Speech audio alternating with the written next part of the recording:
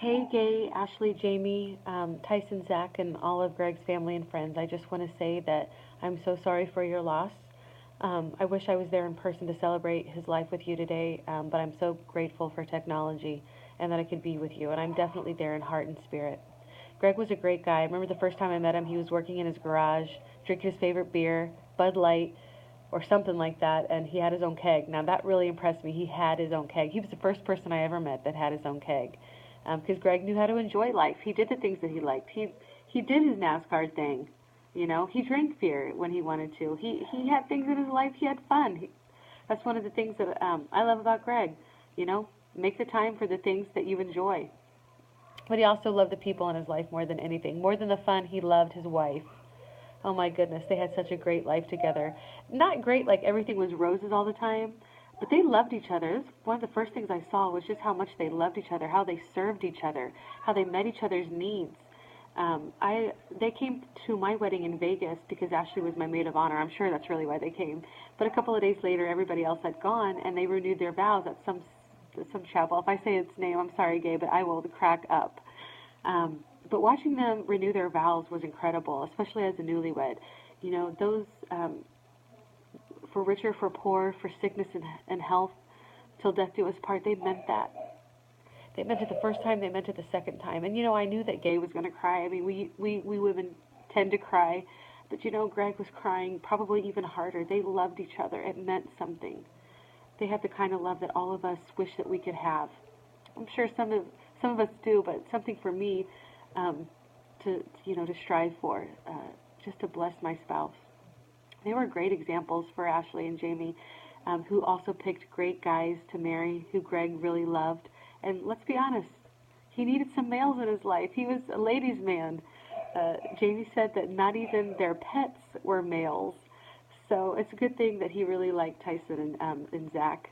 And you should ask them about the man bun contest they had for Greg, which I heard that Zach won. I don't know all the details, but it's funny.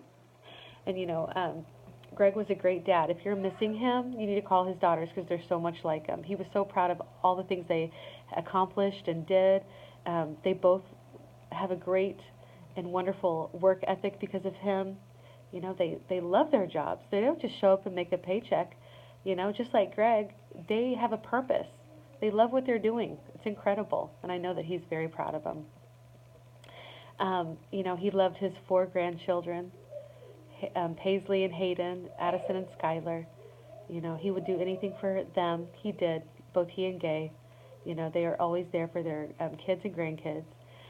When Paisley was born premature, Gay and Greg were there as much as possible. And just like an incredible father that he was, one time, as their Jamie said her car broke down, he was there. He rescued her. He bailed them out. Probably in a wintry, crappy storm that happens in Missouri. Um, we all know how the weather is. He would have rescued probably me if I'd called him.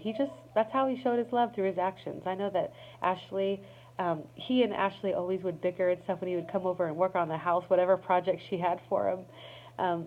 Because they were both always right. She was right, he was right, but they loved each other. It was always funny to watch that because they had a great relationship. And as much as a rock as he was to his girls, they're rocks for him too, especially at the end of his life and his health just getting so bad. I know that Gay said that Ashley was such a rock for them, and that's what happens when you illustrate great love to your kids. They return it in kind. He's a family man.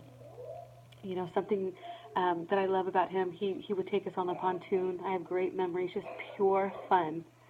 We had all the hot dogs we could eat.